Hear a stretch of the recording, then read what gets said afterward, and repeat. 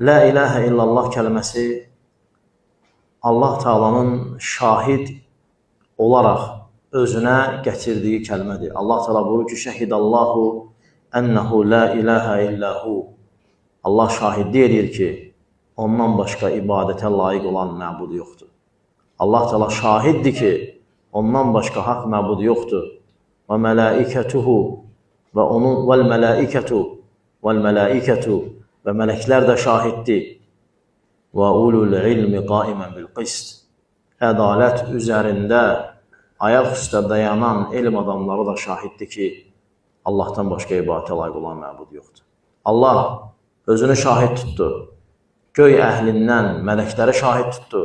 Yer əhlindən də alimləri. Yəni, demədi, bütün insanlar şahiddir ki, Allah təkdir.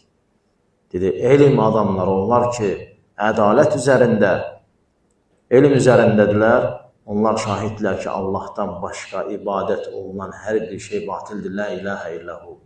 Ondan başqa ilah yoxdur. Bəzi insanlar görsən Allahdan qeyrisinə qurban kəsir. Allahdan qeyrisinə nəzir deyir.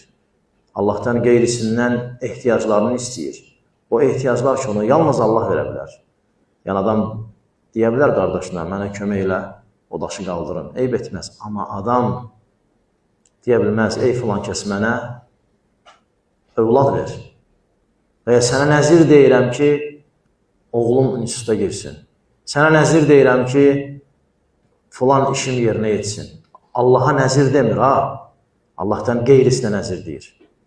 Və sonra o iş olandan sonra aparır dediyi nəziri, dediyi yerdə icra eləməyə. Bu Allah Taala'ya şərikdir. Bu la ilahə illallah kəlməsini başa düşməməkdir.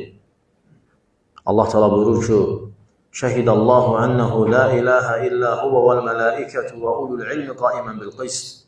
Allah şahiddir ki, ondan başqa ibadətə layiq olan məbud yoxdur. Və mələklər də buna şahiddir. Və elm sahibləri buna şahiddir. La ilahə illəhu. Bir də təkrar edir. Ondan başqa ilah yoxdur. Və buyurur ki, huvəl əzizul həkim. O izzət və hikmət sahibidir. Allah Taala öz kəlamında özünün şahidliyin, saf mələklərin şahidliyin və yer üzərində elm adamlarının şahidliyin gətirib ki, Allah təkdir.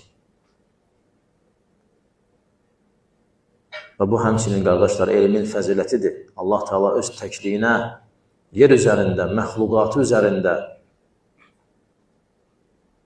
elm adamlarını seçdi.